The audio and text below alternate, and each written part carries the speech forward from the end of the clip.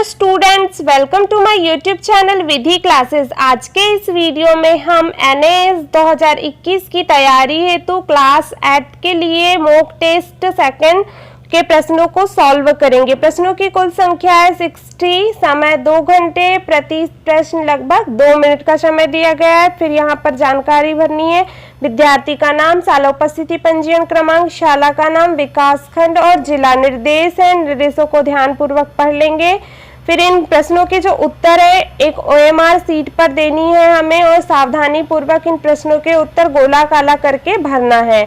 फिर है यहाँ पर परीक्षण किस किस सब्जेक्ट का होगा दिया गया है। हिंदी के जो है 1 से लेके 15 तक प्रश्न दिए गए हैं। फिर गणित के 16 से 30 तक है। फिर विज्ञान के प्रश्न 31 से लेके 45 तक हैं। फिर सामाजिक विज्ञान के प्रश्न 46 से 60 तक दिए गए। टोटल 60 प्रश्न दिए गए हैं।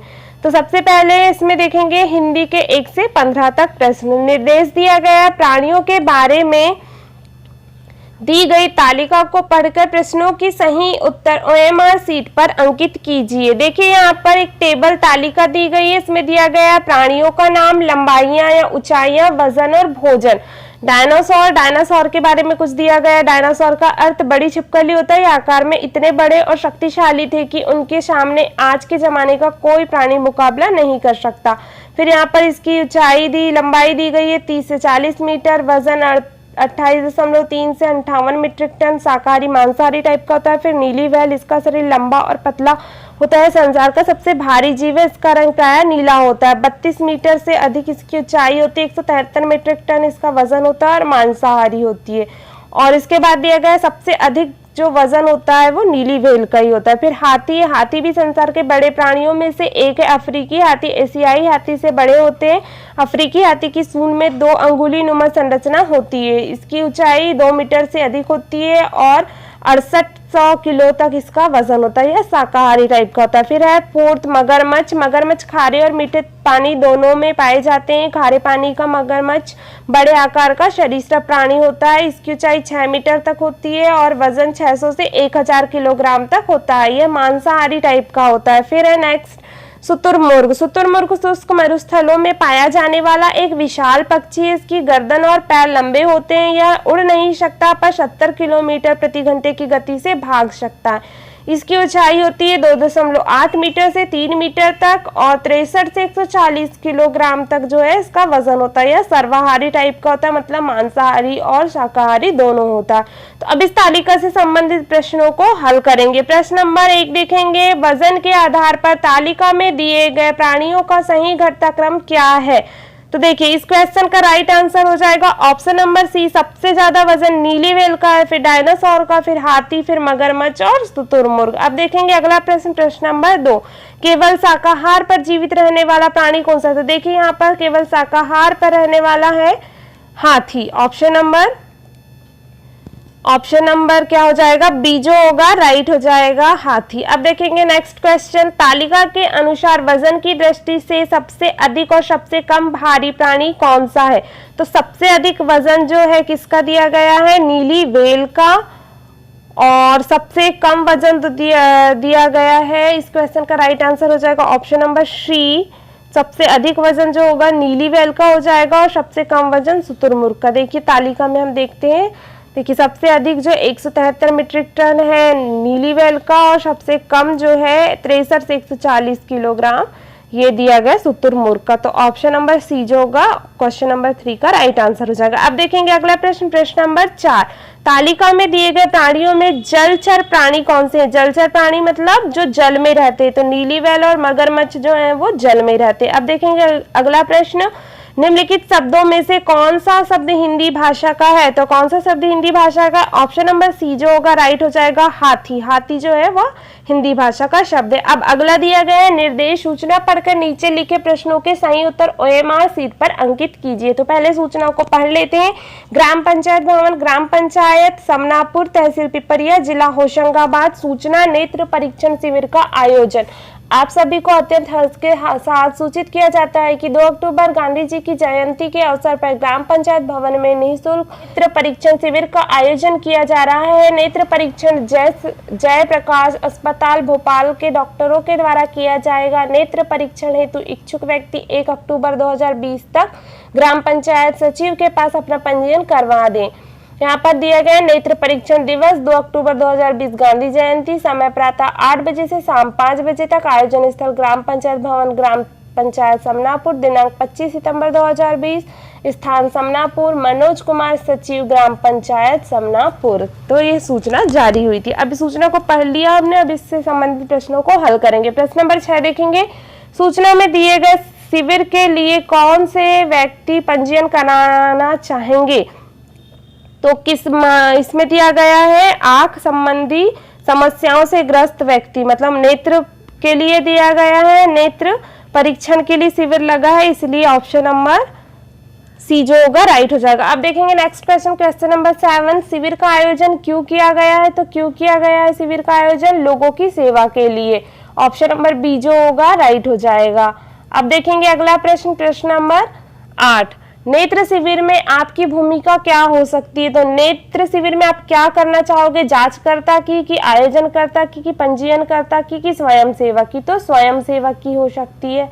अब देखेंगे अगला प्रश्न, प्रश्न नंबर 9। नेत्र शिविर के आयोजन के लिए उचित निर्देश क्या हो सकते हैं? क्या हो सकते हैं? ऑप्शन नंबर बी जो होगा राइट हो जाएगा। एक तो होगा कि कृपया पंक्ति बनाएं और दूसरा अपना पहचान पत्र लेकर आए, 2 हो सकते हैं निर्देश। अब देखेंगे अगला प्रश्न, प्रश्न नंबर 10। शिविर का आयोजन किसके द्वारा किया गया है? तो किसके द्वारा किया गया है? ग्राम पंचायत द्वारा, ग्राम पंचायत समनापुर द्वारा। अब देखेंगे अगला निर्देश है, दिए गए अनुच्छेद को पढ़कर प्रश्नों के सही उत्तर OMR शीट पर अंकित कीजिए। तो पहले अनुच्छेद को पढ़ लेते हैं हम। वायु प्रदूषण का सबसे अधिक दुष्प्रभाव महानगरों में देखने को मिलता है। इसका कारण है बढ़ता हुआ औद्योगिकीकरण। गत 20 वर्षों में भारत के महानगरों में कारखानों की जिस गति से वृद्धि हुई है, उतनी ही तेजी से वायुमंडल भी प्रदूषित हुआ है। इसके अलावा सड़कों पर चलने वाले वाहनों की संख्या में तेजी से होने वाली वृद्धि भी वायु प्रदूषण के लिए पूरी तरह उत्तरदायी है। इन वाहनों के धुएं से निकलने वाली कार्बन मोनोऑक्साइड गैस के कारण आज ना जाने कितने प्रकार की सांस और फेफड़ों की बीमारियां आम बात हो गई है। बढ़ती हुई जनसंख्या के कारण लोगों का काम भी तलाश में गांव से शहर की और पलायन भी वायु प्रदूषण के लिए अप्रत्यक्ष रूप से उत्तरदायी है। शहरों की बढ़ती जनसंख्या के लिए आवास की सुविधाएं उपलब्ध कराने के लिए वृक्षों और वनों को भी निरंतर काटा जा रहा है। पर्यावरण की सुरक्षा के लिए अधिक से अधिक वृक्ष लगाने चाहिए। बैटरी और CNG से चलने वाले वाहनों की संख्या बढ़ाई जाए। वायु प्रदूषण को कम करने वाले अन्य उपायों की भी हमें खोज करनी चाहिए। तो गद्यांश को हमने पढ़ लिया, पूरा का पूरा गद्यांश जो है वायु प्रदूषण से संबंधित है। अब यहाँ पर इस गद्यांश से संबंधित प्रश्नों को हल करेंगे। प्रश्न नंबर 11 देखेंगे, गद्यांश का उचित शीर्षक क्या है? तो उचित शीर्षक क्या होगा? वायु प्रदूषण कारण और निवारण। ऑप्शन नंबर सी जो होगा राइट हो जाएगा। आप देखेंगे अगला प्रश्न, प्रश्न नंबर 12। पर्यावरण संरक्षण के लिए क्या आवश्यक है? क्या आवश्यक है? वाहनों का अधिक प्रयोग, यह तो नहीं होगा। CNG से चलने वाले वाहनों का अधिक प्रयोग, ये सही है। फिर बैटरी चलित वाहनों का प्रयोग, ये भी सही है। फिर अधिक से अधिक वृक्ष लगाना, ये भी सही है। तो ऑप्शन नंबर 2, 3 और 4 सही है, मतलब कि ऑप्शन नंबर सी जो होगा राइट हो जाएगा। 2, 3 और 4 वाला राइट हो जाएगा। अब देखेंगे अगला प्रश्न नंबर 13। औद्योगिकीकरण का सबसे अधिक दुष्प्रभाव कहाँ देखा जा रहा है? तो कहाँ देखा जा रहा है? महानगरों में। ऑप्शन नंबर सी जो होगा राइट हो जाएगा। अब देखेंगे नेक्स्ट क्वेश्चन, क्वेश्चन नंबर 14। औद्योगिक शब्द बनाने के लिए उद्योग शब्द में किस शब्दांश का प्रयोग करेंगे? तो किस में कौन से शब्दांश का प्रयोग करेंगे? इक का। तो ऑप्शन नंबर बी जो होगा राइट हो जाएगा, इक। अब देखेंगे अगला प्रश्न, प्रश्न नंबर 15। गांव से शहरों की ओर पलायन का दुष्प्रभाव किस रूप में देखा जा रहा है? तो किस रूप में देखा जा रहा है? आवास सुविधा में वृद्धि। तो ऑप्शन नंबर डी जो होगा राइट हो जाएगा। अब देखेंगे अगला 16 से लेके 30 तक जो प्रश्न है वो गणित के हैं। तो गणित के प्रश्नों को, मैथ्स के प्रश्नों को देखेंगे और हल करेंगे हम। क्वेश्चन नंबर फर्स्ट है, 5 सही 2/3 मीटर लंबी रस्सी का मूल्य 12 सही 3/4 रुपए है। रस्सी का प्रति मीटर मूल्य रुपए में क्या है? तो देखिए यहाँ पर जो क्वेश्चन दिया गया है तो लंबाई जो दी गई है और रुपए जो दिए गए हैं वो दोनों के दोनों मिश्र भिन्न में, तो सबसे पहले हम मिश्र भिन्न को सामान्य भिन्न में बदल लेंगे। तो 5/2/3 को हम सामान्य भिन्न में बदलेंगे तो क्या हो जाता है, नीचे हर का और जो सामने संख्या दी रहती है दोनों का मल्टीप्लिकेशन हो जाता है और अंश से जुड़ जाती। तो 5 दिया 15 और 2 17, तो क्या हो जाएगा 17/3। अब यहाँ पर रुपए वाली जो संख्या दी गई है मिश्र भिन्न में उसको हम सामान्य भिन्न बदलेंगे तो 12 चौके 48 और 3 होता है 51 और 51/4 हो गया।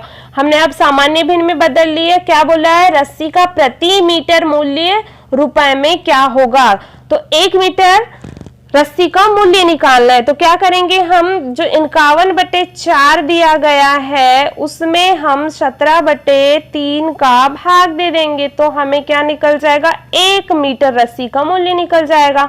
भाग जब परिमेय संख्याओं का भाग देते हैं तो किस टाइप से देते हैं हम, 51/4 और यहाँ पर क्या हो जाएगा, गुणा लग जाएगा और यहाँ पर संख्याएं बदल जाएंगी, मतलब अंश जो होगा वो हर में चल जाएगा और हर जो होगा वो अंश में आ जाएगा। तो 17/3 की बजाय क्या हो जाएगा 3/17।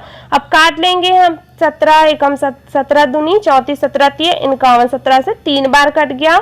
अब कुछ नहीं कट रहा है तो आपस में मल्टीप्लिकेशन कर लेंगे, 3 तिया 9 हो जाएगा और 9/4।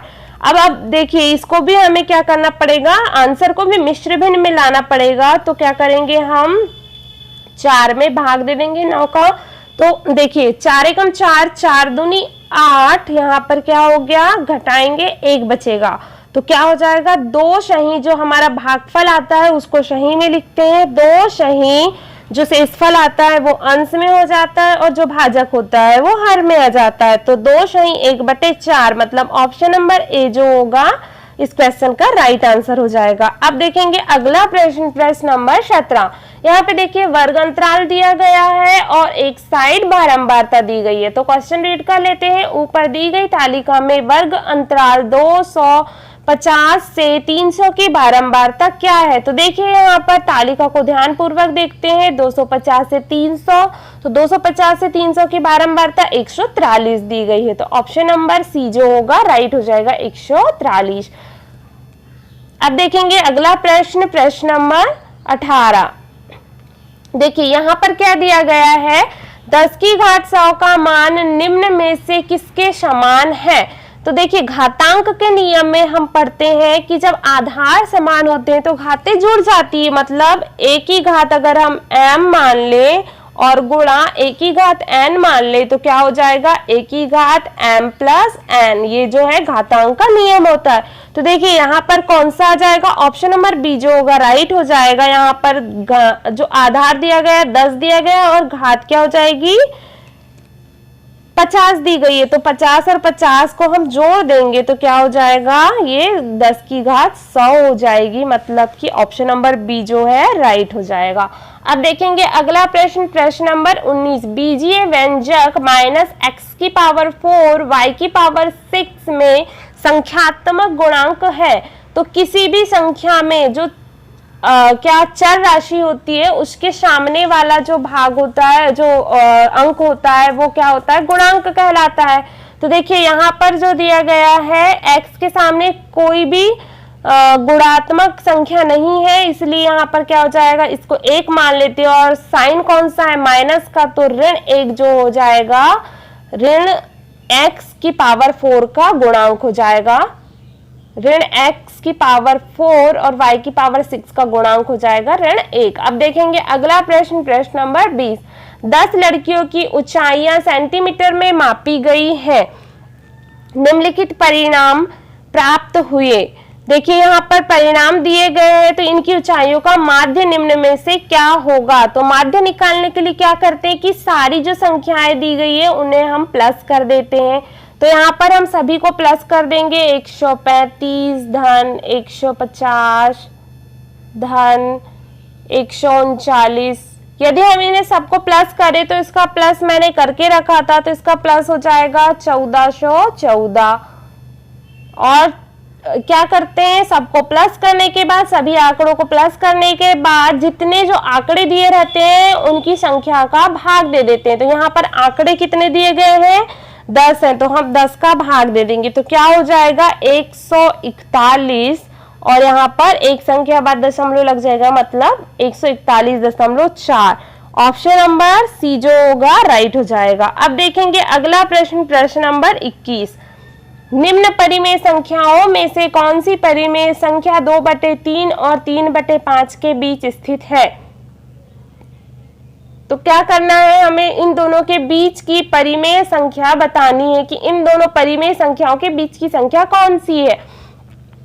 तो देखिए फॉर एग्जाम्पल हमें 5 और 7 के बीच की संख्या निकालनी, तो हम क्या करेंगे, 5 धन 7 अगर करते हैं तो क्या हो जाता है 12। अगर हम 2 का भाग दे देंगे तो क्या हो जाएगा 6। तो 5 और 7 के बीच की संख्या 6 निकल गई। इसी प्रकार से हम परिमेय संख्या के बीच की संख्या भी निकाल लेंगे, मतलब दोनों परिमेय संख्याओं को जोड़ देंगे और फिर हम 2 का उसमें भाग दे देंगे। तो क्या करेंगे, सबसे पहले 2/3 प्लस हो जाएगा 3/5, दोनों का एलसीएम लेंगे, 15 निकल जाएगा। 3 का भाग 15 में देंगे 5 बार जाएगा, 5 का भाग 2 में देंगे 10 बार जाएगा, फिर 5 का भाग 15 में देंगे 3 बार जाएगा, और 3 का भाग गुणा जो है 3 में करेंगे तो 9 हो जाएगा। तो ये क्या हो गया 19/15 हो गया।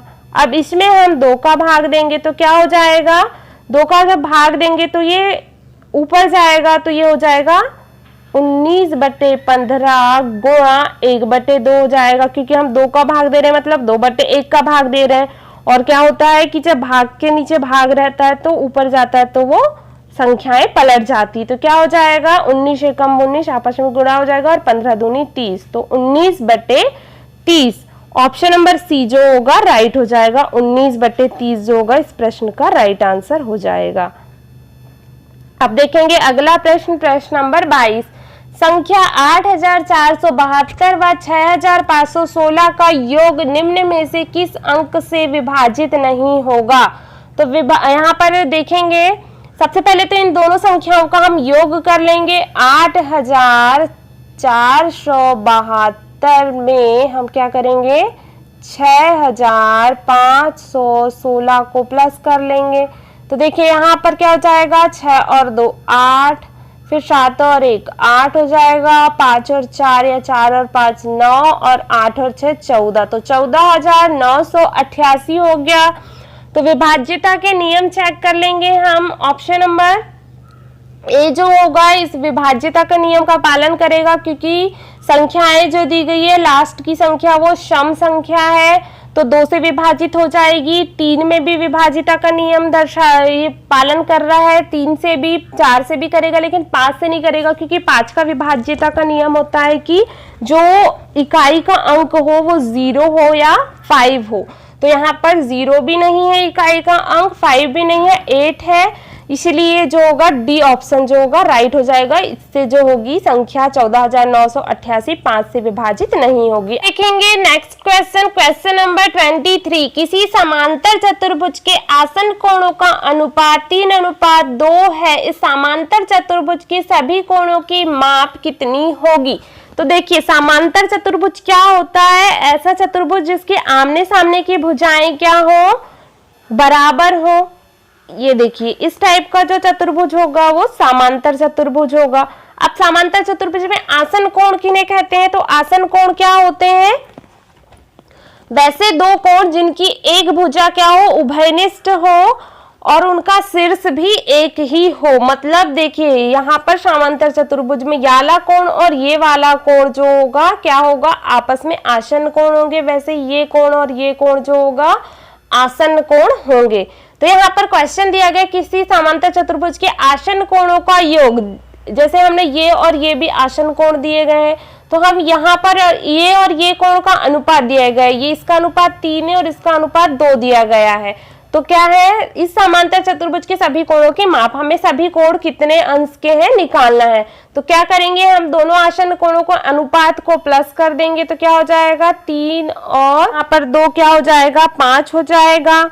और हमें पता है कि आसन्न कोणों का मान जो होता है, 2 आसन्न कोणों का मान जो होता है 180 अंश के बराबर होगा। तो क्या करेंगे हम 180 में जो 5 है उसका भाग दे देंगे।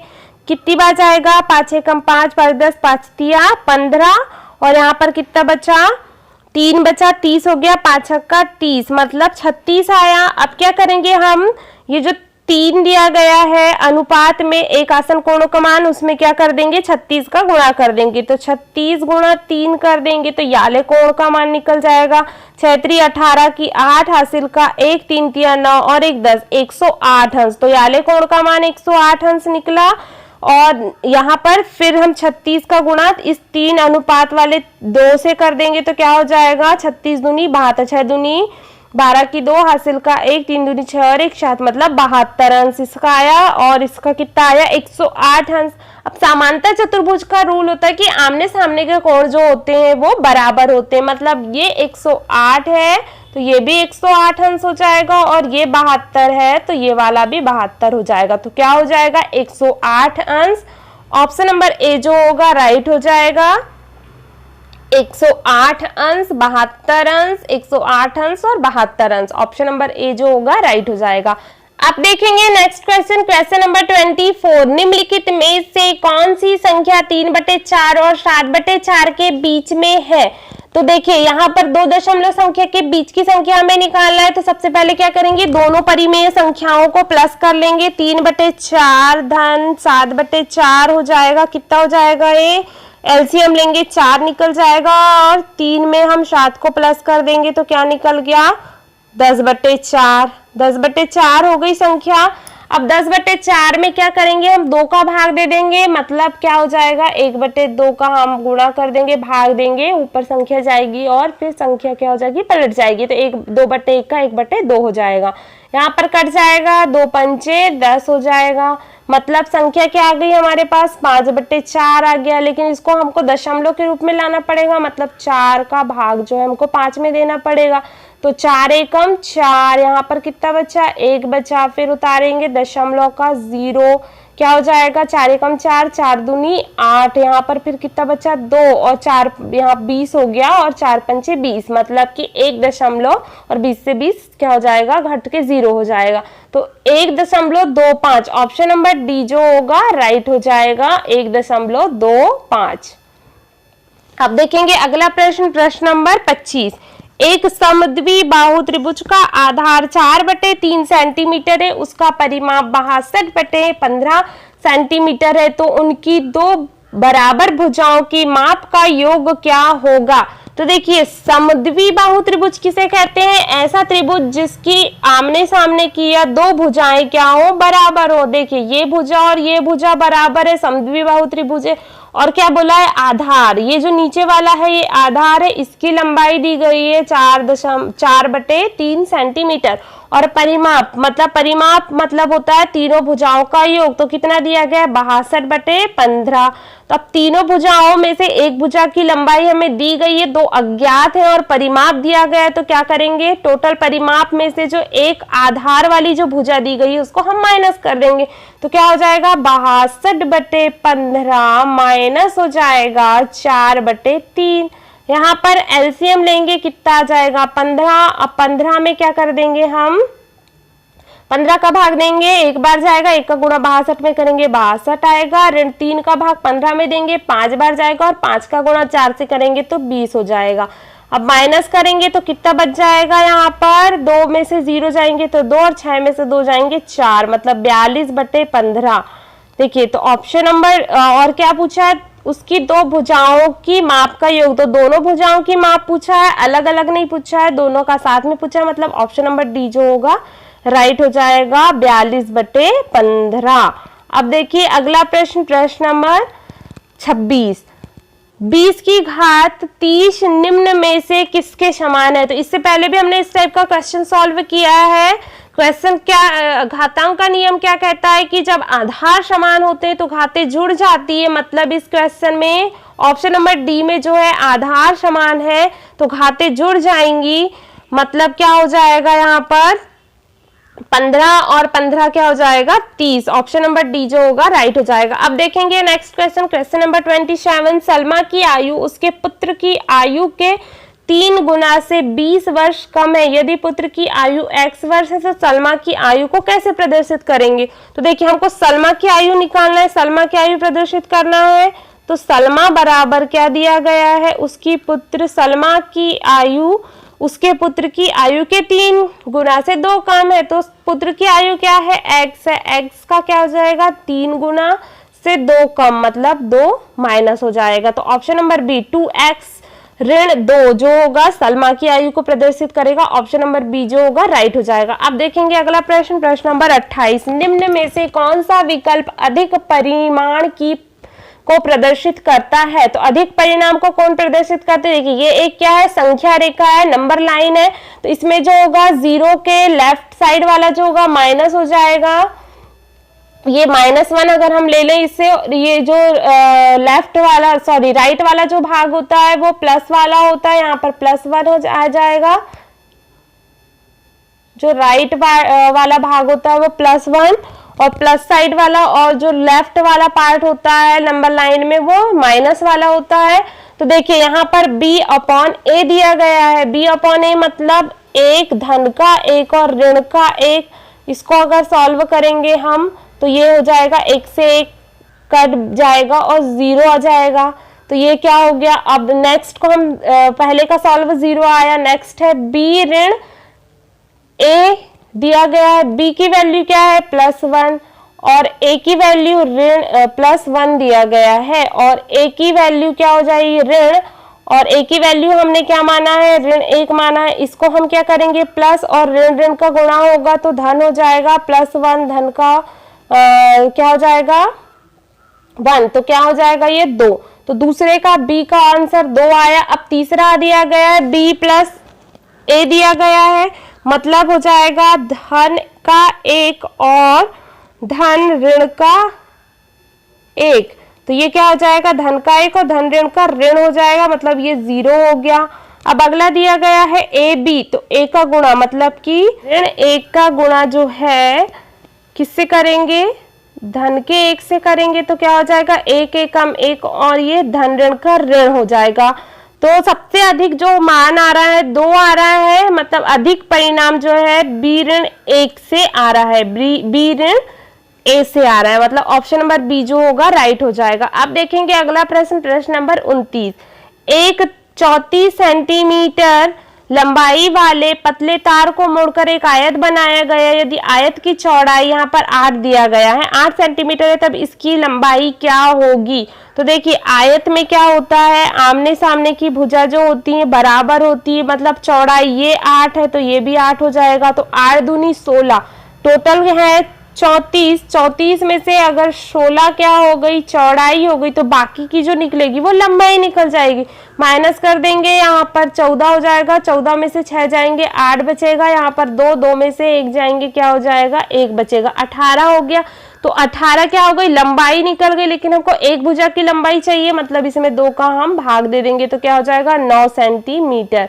जो एक भुजा की लंबाई हो जाएगी 9 सेंटीमीटर। ऑप्शन नंबर सी जो होगा राइट हो जाएगा। अब देखेंगे next question, question number 30। Ruby और गीता एक कक्षा में पढ़ती हैं, इनकी 3 विषयों की परीक्षा के अंक नीचे दिए गए हैं। देखिए रूबी और गीता के हिंदी, अंग्रेजी और संस्कृत के विषयों के नंबर दिए गए हैं, तो इनका औसत निकालेंगे। सबसे पहले रूबी का औसत क्या हो जाएगा, तीनों संख्याओं को 68, 66 और 70 को जोड़ देंगे तो ये निकलता है 204। और औसत कैसे निकालते हैं 1 2 3, मतलब जो नंबर जो दिए गए हैं आंकड़ों के उनका भाग दे देंगे। तो इसका भाग देंगे क्या हो जाएगा 3 6 18 और बचा 2, यहाँ पर हो गया 24, तो क्या हो जाएगा 3 8 24, 68 निकल गया। और फिर है अगला किसका दिया गया गीता का, तो गीता के हम अंकों को जोड़ लेंगे, इसके अंकों का जोड़ जो होगा 200 निकल जाएगा, इसमें भी हम 3 का भाग दे देंगे तो क्या हो जाएगा 3 6 18 और बचा 2 और यहाँ पर हो गया 20, फिर से हो जाएगा 3 6 18 फिर बचा तो 66.66 ये निकल गया। अब देखिए ऑप्शंस देख लेते हैं। रूबी और गीता के औसत प्राप्तांक बराबर है, नहीं है, क्योंकि एक का 68 आया, एक का 66 आया, गलत हो गया याला। फिर ऑप्शन नेक्स्ट है, रूबी के औसत प्राप्तांक, रूबी के ये है, ये वाले रूबी का है और ये गीता का है, तो रूबी के औसत प्राप्तांक गीता के औसत प्राप्तांक से कम है, तो नहीं, रूबी का ज्यादा है और गीता का क्या है, कम है, तो ये भी क्या हो जाएगा, गलत हो जाएगा। अब देखेंगे अगला, गीता ने हिंदी में कितने अंक प्राप्त किए, 72। गीता ने हिंदी विषय में रूबी के औसत प्राप्तांक से अधिक अंक प्राप्त किए, ऑफकोर्स किए, क्योंकि औसत प्राप्तांक रूबी का 68 है और उन्हें 72 अंक प्राप्त किए, तो 68 से ज्यादा 72 है, ये जो होगा ऑप्शन नंबर सी जो होगा राइट हो जाएगा, इस क्वेश्चन का राइट आंसर हो जाएगा। तो अब हमने देखा 15 से लेके 30 तक मैथ्स के प्रश्न देखा है, 1 से लेके 60 तक के प्रश्नों को हल किया। आई होप आपको सारे क्वेश्चंस अच्छे से समझ में आ गए होंगे। अगर वीडियो पसंद आया हो तो वीडियो को लाइक करिए, अपने फ्रेंड्स के साथ अधिक से अधिक शेयर करिए और मेरे चैनल को सब्सक्राइब करिए। Thank you for watching my video. मिलते हैं अगले वीडियो में।